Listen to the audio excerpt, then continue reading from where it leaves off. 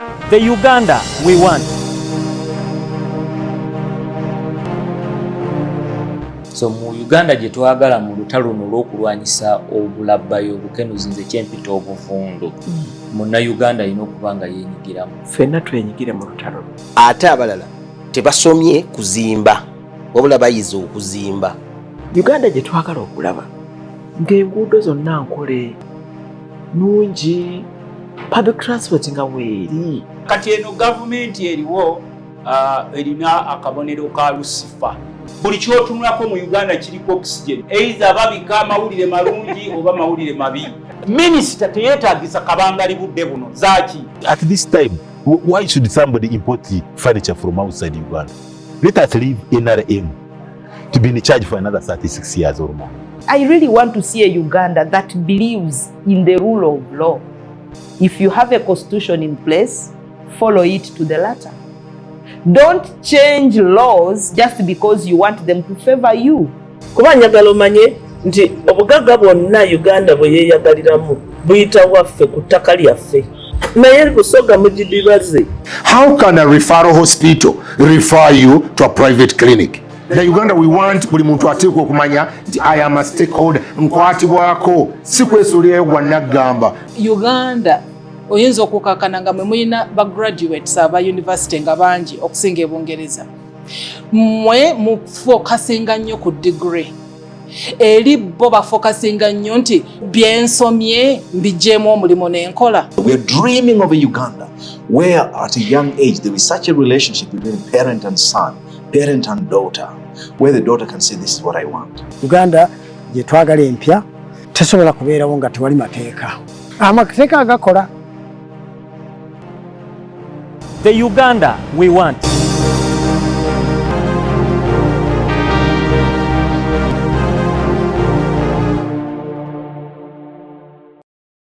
Welcome to the second episode of the Uganda we want with Dr. Gerald Werikhe. He's with us and he's sharing his perspective on the kind of Uganda that he envisions. I hope you enjoyed his submission in the first episode. And yeah, you know, just get ready to hear more from him in this second episode. Well, I want to encourage you to follow our YouTube channel, The Uganda We Want. You can as well look out for Dream TV, BTV National Uganda, and Impact FM Uganda on YouTube, and even on all these other social media platforms. Talk about X, talk about Instagram, talk about Facebook, talk about TikTok. You'll be able to hear more and also learn more from what other people have shared with us about the kind of Uganda that you and I, we should be really passionate and enthusiastic to live in and have or live for the next generation. Doctor, you're welcome once again to join us in this program. We are privileged to have you again. Just greet our viewers, and again, you start from where you stopped. I remember very well you were talking about this institution called the police, where all of us, when we say policeman, we want to run away. Start by greeting us and then we roll. Thank you very much. Our viewers, we are happy to be with you again. Yeah. I think where we stopped about the police. Yes. I was like, the principles that guide police operations are independence, that when we are engaged in political contestations, then the police should remain independent and professional. Meaning that... Oh, there are two things. The police must be independent and professional. Yes. So you're telling me when they go for training, they train them to be independent and professional. And by being professional, they are also a civil force. Okay. The focus of the police is different from the focus of the army. Although sometimes they can collaborate when a situation arises where they need to be. But while the army is trained to safeguard the territorial integrity of the country, that if there's another country attacking Uganda, then the army is responsible. Not the police. Yes. Then the CMI we always hear about, Now it is called, I think, police intelligence and something. It's meant to spy externally and then external factors that may create instability within the country. It's not meant to police the daily lives of the citizens of Uganda. That is the role of the police. Now, the police is supposed to maintain public order. Public order. That's why when you see functions, when you see events, Police has to be there. Police is informed and police has to be there if invited, if you feel you need protection. If you have a peaceful demonstration, protest, which is guaranteed by our constitution. Actually, today, if people hear we have been made to believe that when you protest or you demonstrate, then you are committing a crime. And yet in law, you are not committing a crime. The right to protest peacefully, the right to demonstrate peacefully, together to show discontent is guaranteed by the Constitution of the Republic of Uganda. And you know, it is said that if there is any other inconsistent law that is not in line with the Constitution of Uganda, then that law is as invalid as its inconsistency. Yes. Therefore, the police in such scenarios has to protect. A week ago, I saw the NRM contestants in Jinja, led by former RDC Eric Sakwa, who is also my friend, by the way, leading a demonstration through Jinja town. I saw the police escorting them up to NRM offices. That was commendable, because that's what the police are supposed to do. So I believe that in terms of access to justice and rule of law, police, especially when it comes to partisan activities, needs to change and be seen to be independent and professional. That is the police that I want. That's the country that I want. Yeah, you see, when you talk about police, actually, I'm very passionate about it, and I don't know if they are really working hard to see that they are kind of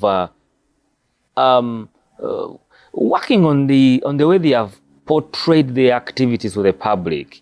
Right now, some Ugandans, majority of the Ugandans think police is for NRM. And they look at, okay, if someone in the opposition has, kind of organized something, instead of protecting, and you're going to help us if there's something we don't understand, instead of protecting them, they fight them.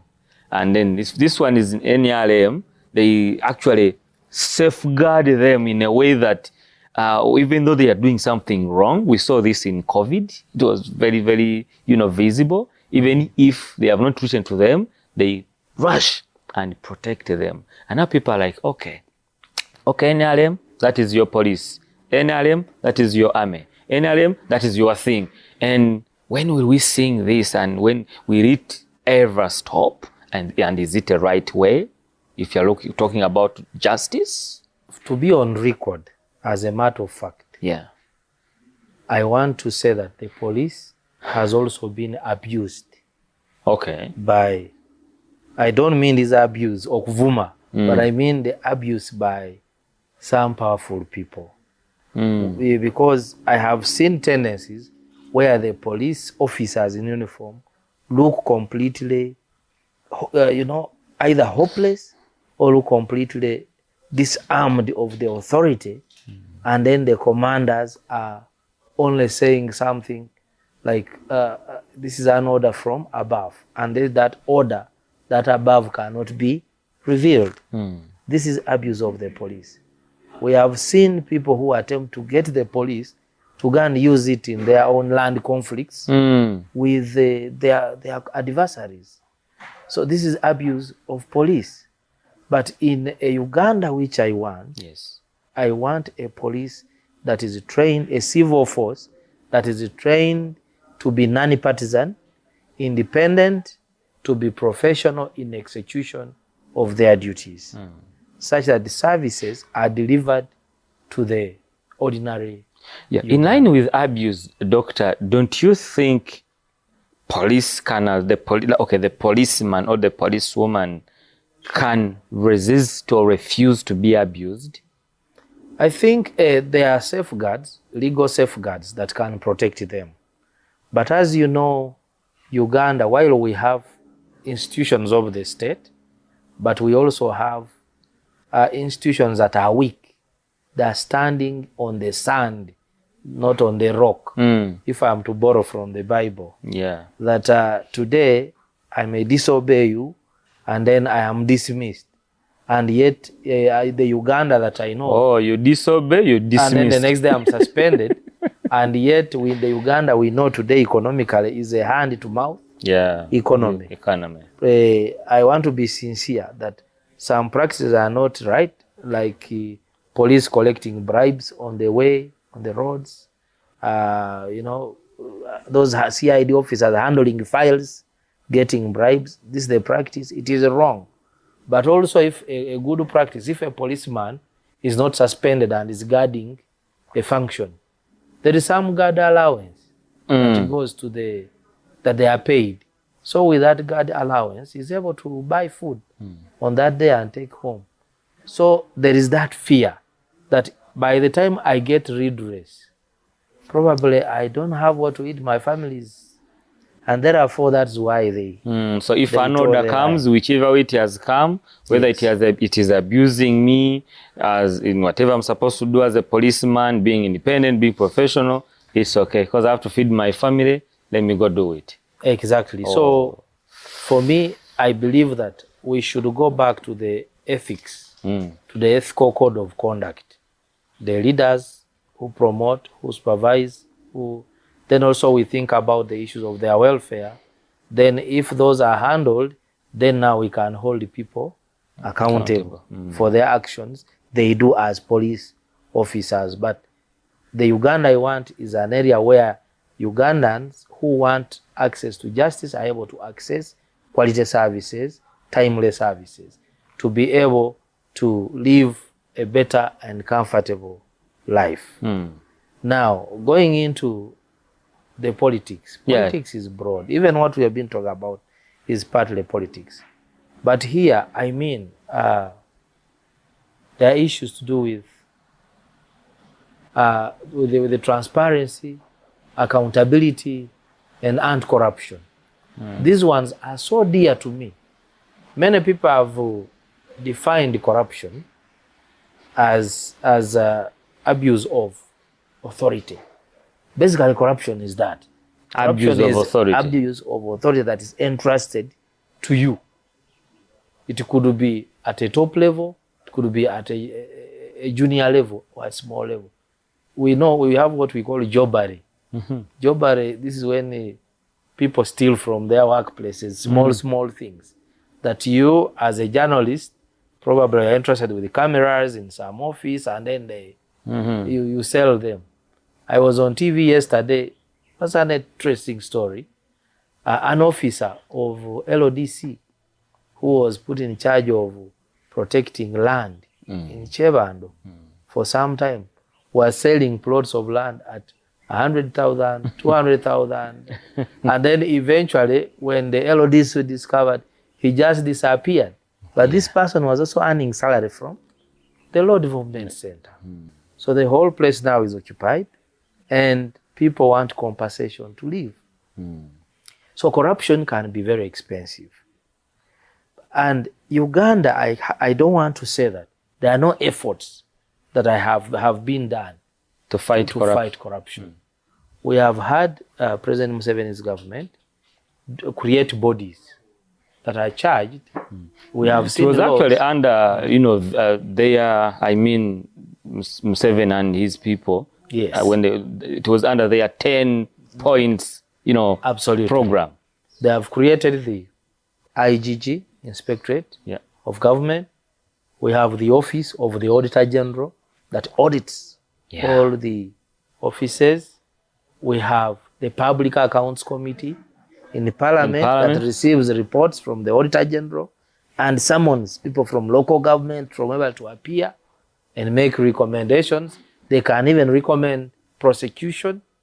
We have had the police And then the Anti-Corruption Court of Uganda, count them. We have even in the State House he has. Yes, State House monitoring, Anti-Corruption Unit. Yes. Then under the Leadership Code Act, we also have the Leadership Tribunal. Yeah. Under the Ministry of Ethics and Integrity. So the cost of fighting corruption is very big, okay? But it was necessary. It almost wants to match the corruption itself. Absolutely. If you match the budget for all the institutions I have, it is huge. I've forgotten PPDA because PPDA fights corruption in procurement. There are so many. But we are seeing the war on corruption being lost. I did a study together with my colleagues at the Africa Leadership Institute. We did comparisons. Singapore, China, Europe, that is Bulgaria. We did a study in Rwanda, in Tanzania, to say we are having these bodies. Why are we seeming to be losing the war on corruption? Certain things stood out. One, that most times we seem to think that when we duplicate, create more entities, we are fighting corruption. This is a false assumption that we will fight corruption that way. Two, we think that the role of fighting corruption should be only the role of the political leaders at the top. For us, we concluded that political will is very important to fight corruption.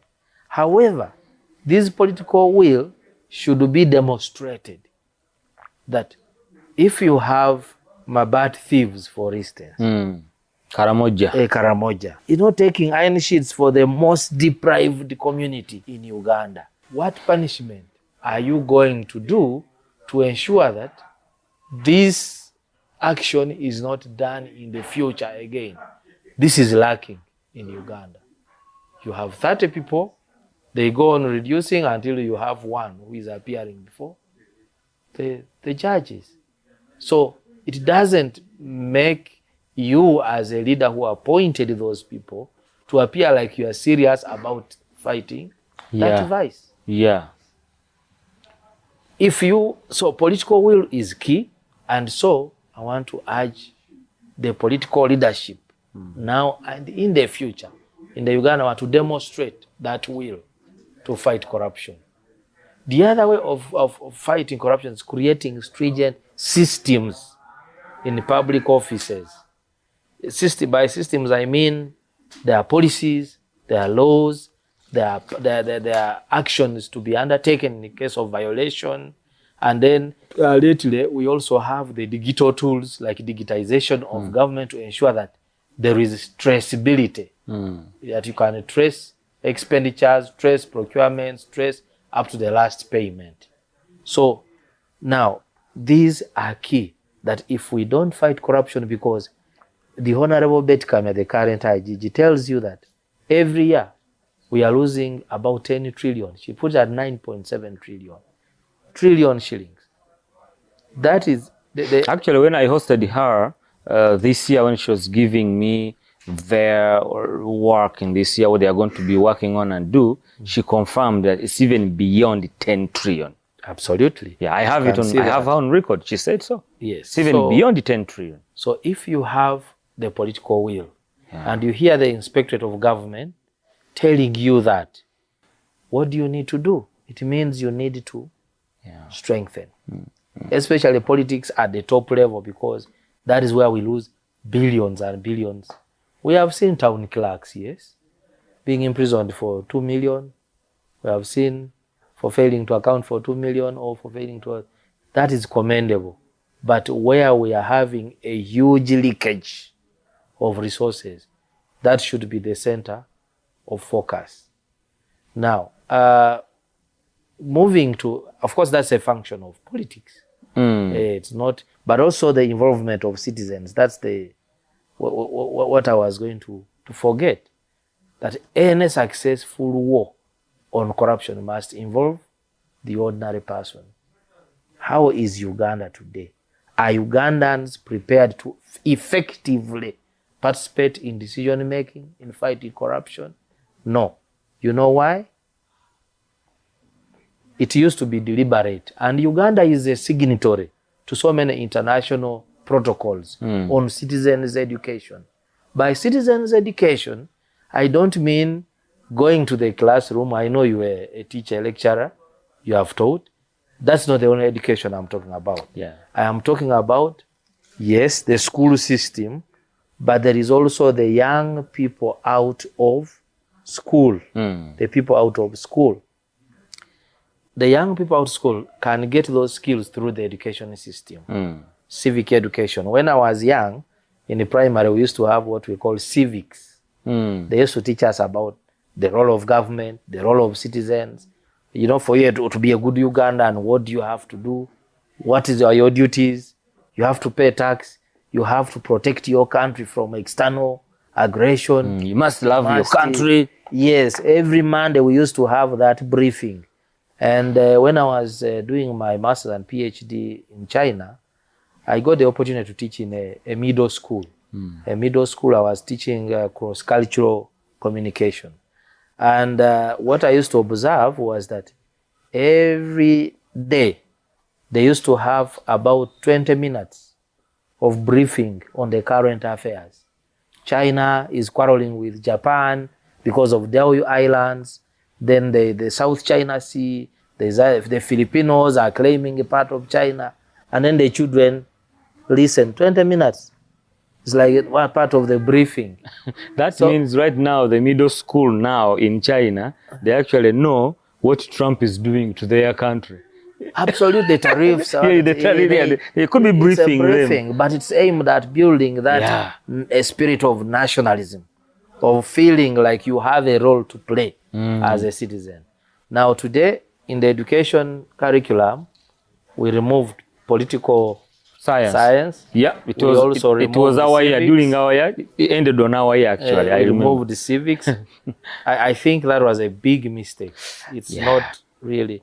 They would have come up with something that enlightens, because where we are going in what we call the 21st century skills, civic competence is key. Do you understand the environment you are in? Do you understand the world? Do you understand how it's going to affect you? So civic competence is key in the current, because not all of us do what we studied. I told you that my PhD, I researched about East African Logistics Network, dry ports, you know, but I did management science at master's, but I am in civil society, I'm in research.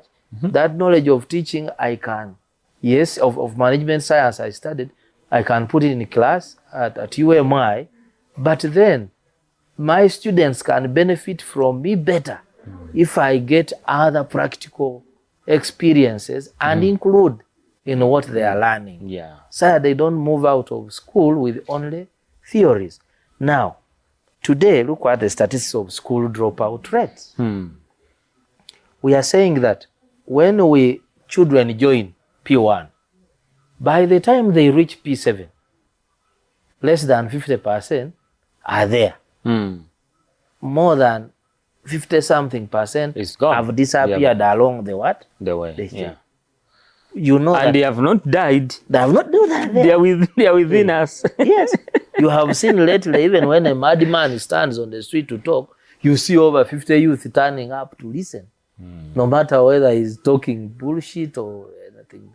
I'm sorry to say that, but that is it. So, this out of school youth need a certain kind of education, because some are in employment, some don't have employment, but they don't even have the right attitude. But that education, civic competence, and then they can be responsible citizens. Yeah. Responsible leaders within their little spaces where they are. So I believe that the politics I want should be geared at enhancing civic competence among the people of Uganda. I have seen us laughing lately, including the leaders in the NRM, that Oh, now people, especially in the central, especially people in the central Uganda, are now insulted that they're electing the most weird or the most funny leaders to go to parliament at some level. Do you blame this? The citizens are victims. They are victims. Oh. Because what am I going to elect when I don't know the role of what a person is going to do? There should be... we are blaming the people that we send in parliament, forgetting that those who send them also have an issue that has to be dealt with. They are civically incompetent. You are taking someone to parliament because he danced well. Is parliament a platform for dancing? Someone a few years ago, he came to us and said, please people, vote me. I also go to parliament and eat and enjoy. We voted him. I saw in NRM primaries 2 senior leaders from Western Uganda.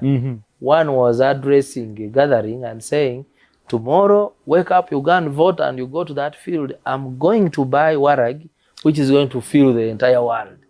And indeed, he did. The promise was kept. We saw people drinking Werikhe. I think that was Rukunjiri and Mitoma. And some of them were not even stable in the lining, in the queue. They were not stable at all. So did that person who you promised Werikhe, is he going to think about what you're going to do? Now, we don't have civic education since we made the 1995 constitution. We have the role, we gave it Uganda Human Rights Commission. We have not funded them. We don't have a harmonized curriculum. We don't have a civic education policy. I am speaking this with authority because I am a member of Civic Education Coalition Uganda, and one of the engagements we have had for the last 10 years is to have a civic education policy. It's not in place. It is us within our small spaces who have developed some materials. But you see, this is a role of government. We, civil society, depend on grants. When you don't have a grant, you don't have... Doctor, there's an RDC I had a conversation with a few days ago. Could be like two days ago. And he was speaking to one of the contestants from NUP party. And he said, hey, my man from NUP, I think you're ready for the general election 2026. But let me tell you who are going to be the winners in that election. Number 1, you're saying Museveni number 1, Kyagulanyi number 2, invalid vote number 3. Absolutely. Now, when you talk about civic education, I'm looking at the invalid vote. Last election, we had close to 390,000 votes invalid. 390. I think you can. That's beyond the DP. What DP president got, FDC president got, who Katumba and everyone who contested during that time. Exactly. So it raises questions. Now, if you leave that aside, the invalid votes, think about those who voted, but they voted basing on what? I get you. What is the motivation for voting? Because that is the key. It shows the level of civic competence determines how you are going to vote and the decision you are going to take. So I want a Uganda where citizens have access to comprehensive civic education. I want a Uganda where the political parties are free to operate, to recruit, to organize, to compete for state power. Lawfully, if they are involved illegally, like, rebellion, then the laws can catch up with them. Raising money from terrorists. But if they are organizing well within the framework of the laws, I believe that the institutions like the Electoral Commission, the army, the police should be non-partisan and let them participate free, because the Constitution guarantees the right to organize, to belong, to associate, and to compete to access a political office. That's the Uganda we want. Doctor, in line with the political parties here, you reminded me to ask you something and see what is your view on this. By record, I think now we have close to 30 political parties. In the Uganda, you want to see, do we really need 30 political parties, and for what reason? And what are they doing? Yeah, I think in principle, we fought for multipartism, right? As a youth in Makerere, we were saying, open us, give us. We want to come on board. So we want Ugandans to exercise the right to form political parties and belong. Now, you asked a very important question. But to do what in this current Uganda? Do we need 30 political parties? Now, in the past, if you read the history of Uganda, parties were ideologically driven. If you went to DP, was for truth and justice. Okay? If you went to UPC, UPC was a center-left party. The center-left meaning that have private sector, but regulate it and ensure that it doesn't create a high, too much income inequality. Let the villages have the cooperatives, so that people have vehicles for transformation. Let us focus on access to quality education for all, so that when you are in Barara, you are in Arua, all children are getting quality education. That was the focus. So for UPC was like, let there not be a big gap between the rich and the poor. And let's have vehicles for social transformation, the cooperatives, and support them, marketing, cooperatives in production, in marketing, up to, and then have quality hospitals somewhere in every region. That's why you see Bujiri, Atuturi, wherever, Anaka, Busolwe, and so forth. In Tungamo. So for them, that was ideologically, they thought they were fighting three things: poverty, ignorance, and disease. Those were the center. Any UPC member would sing those things. They know that our government is focusing on this. And in their 5-year plan, you would see them counting, provided this number of hospitals, so they look forward to the next period. By that, you become relevant as a political party. Okay?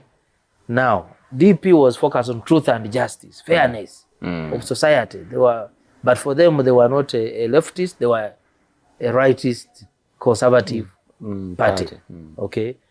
Now, for a very long time, I think those are the two, the major, UPC and DP. For a very long time, I did not know the NRM ideology until recently when President Museveni started. Because I would hardly hear any leader talk about it. I would see us being governed, but I don't know. But one thing that stood out was that it was purely capitalistic. Because you see people clamoring a lot to accumulate wealth. Some people don't care about how others feel about it. You see in the primaries of NRM, people crying about buying delegates, politics at a marketplace.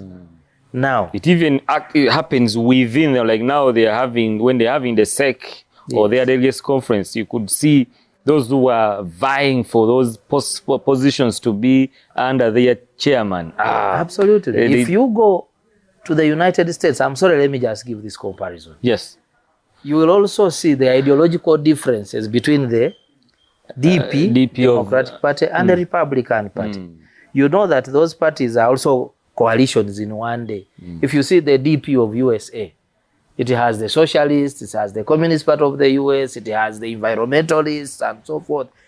Different groups that share a common ideology are together in the Democratic Party. So if you are voting, the DP of the US, you are voting for investment in environment, clean energy.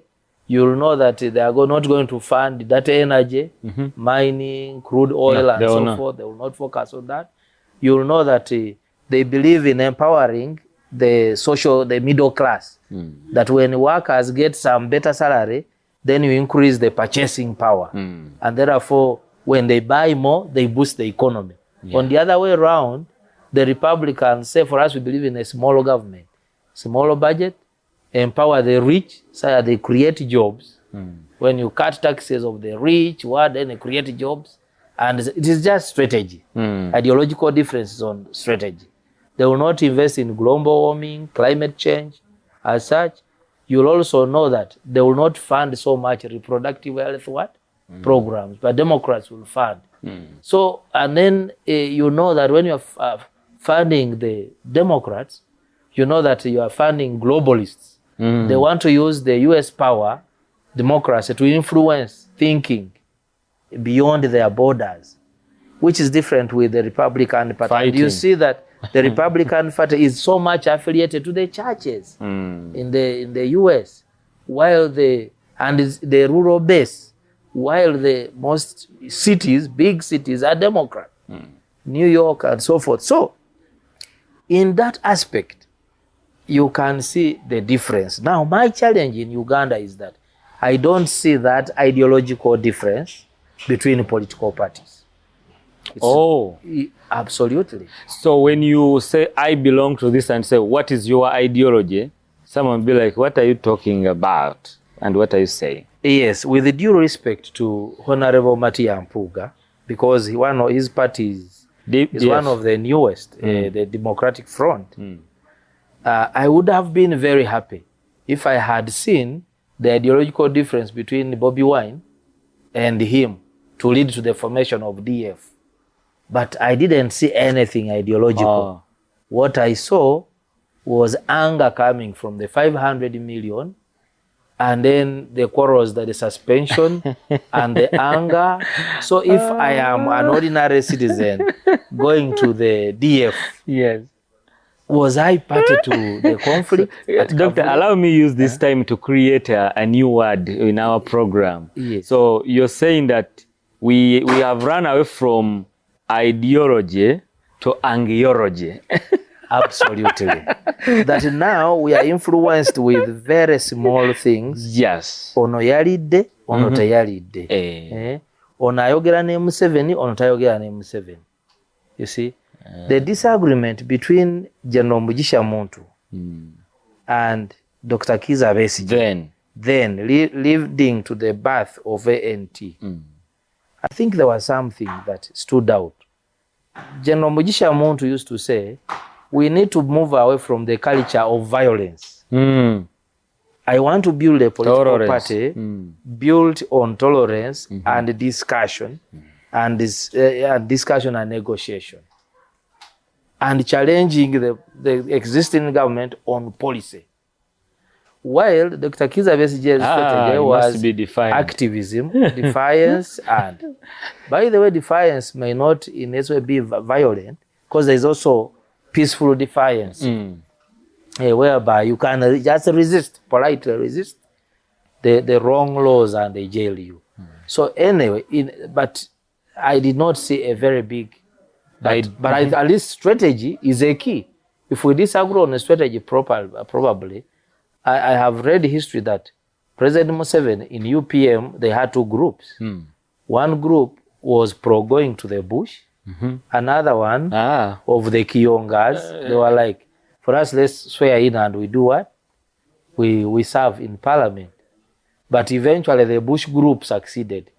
But then in Uganda right now, in case we have big challenges, what we may be going through could be what we could call a phase of democratic liberation. Now, democratic liberation moves away from the bush, from the ADF approach, from the LRA approach, from the NRA approach, because the NRA came through a revolution.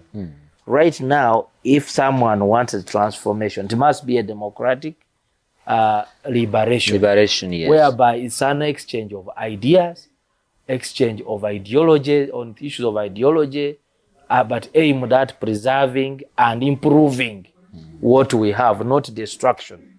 Because the revolutionists can do away totally with what has been done before, and sometimes it can be retrogressive.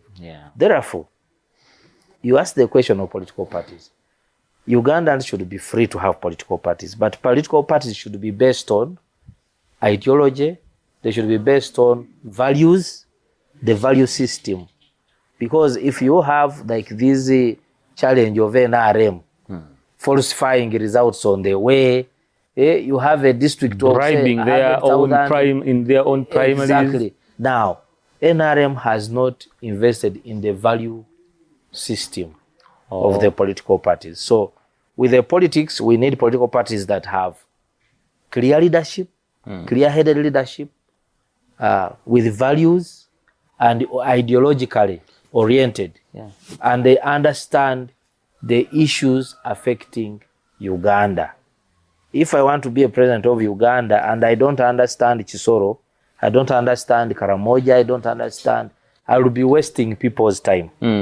Because my objective should be to serve the entire country. Doctor, is that the reason why even what we call a political alliance or coming together for a common good, let me say it like that, is actually impossible amongst our political parties? Yes. Because they don't have an ideology, as in they don't, they have people who are following them, but they don't know where they are taking the people. No guideline. The Chinese have a saying that if you don't know where you are going, anywhere they will take you. Will take you. So now it comes to us defining who we are.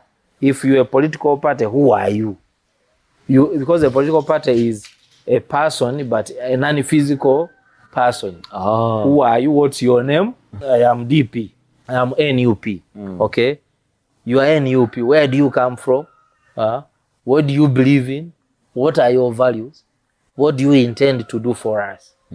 Those questions are key, but they can be asked only if the civic competence of the citizens has improved. If it is low, people will not know what they are voting. They will vote Werikhe, they will vote cigarettes, they will vote 2,000 shillings, and then they remember, when the floods are taking them, they wake up and say, look, so I made a mistake. But after time has passed and there is wastage. Now, that is key, even it comes to politics. The Uganda I want in education. Maybe we end with that because of time. Yes. We have the pre-education. I'm very happy that recently in the I think government white paper before cabinet, which was generated by the Honorable Amanya Mushega under the Education Review Commission, which has been chairing, I think government wants to put focus on pre-primary education. Pre-primary education does a lot in terms of molding a child who below 5 years before they transition into primary school. So while I'm aware that government doesn't have money, probably may not have enough resources to create such schools, but it is important that they promote teacher training for pre-education, because one of the biggest problems is that teachers who are teaching in these nursery schools are not qualified teachers. So in some areas, people think that if you can speak English, then you can teach a 3-year-old baby. Exactly, but these kids need an all-round education, understanding the environment, understanding their own bodies, understanding the behaviors in society. The influence you give them at that level is key to how they will be in the future. That is key. Government needs to emphasize that, and they really need to regulate it, promote it by training teachers, and also through the inspection services to ensure that they produce the results that are required. I don't know, Doctor, if you have come across this.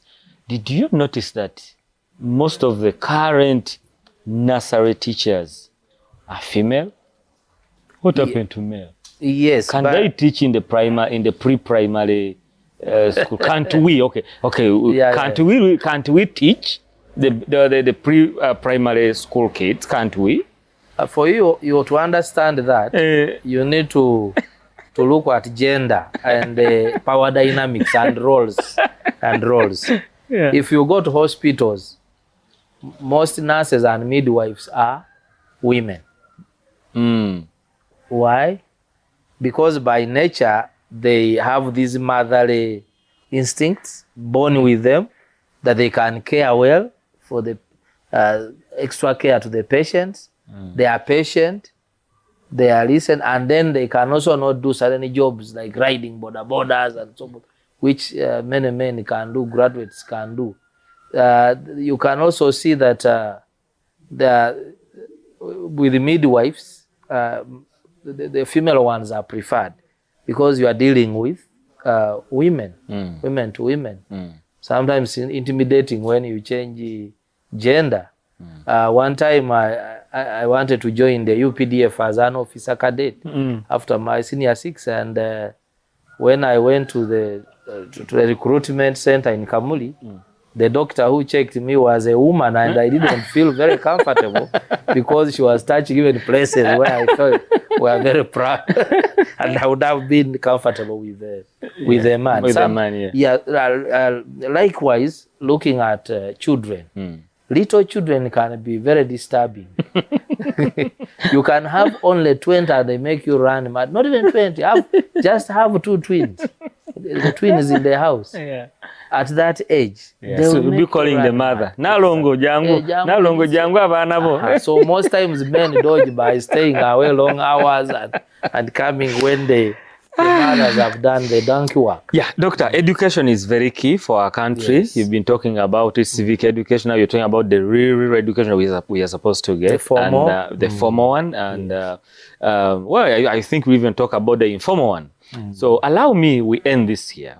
Okay. And we'll get more time and have you come back and show up and start off from the education piece. Okay. Could you just summarize in just a minute the kind of Uganda that you want, emphasizing to our audience facing that camera? I want a Uganda where we can have equal and access to the rule of law. I want a Uganda where the politics is favorable for everyone. I want a Uganda where the education system allows for access and quality and innovation and career guidance, which has been ignored over a long time. I want a Uganda where the security forces play their constitutional role of protection of Ugandans and their properties, and they maintain the non-partisanship. I want a Uganda where agricultural services reach the farmers and we have vehicles for rural transformation. While I appreciate the NRM government for programs like PDM, but access to money alone cannot transform a country. All the other pillars have to be applied for a better country, and so many others. Wow. Thank you so much, Dr. Gerald Werikhe, for sharing with us the kind of Uganda that you envision. Our viewers, you've heard it from Dr. Werikhe Gerald Wanzala'S. So what are you going to do as a Ugandan to ensure that we all achieve the kind of Uganda that we want? We sign out. We say bye-bye.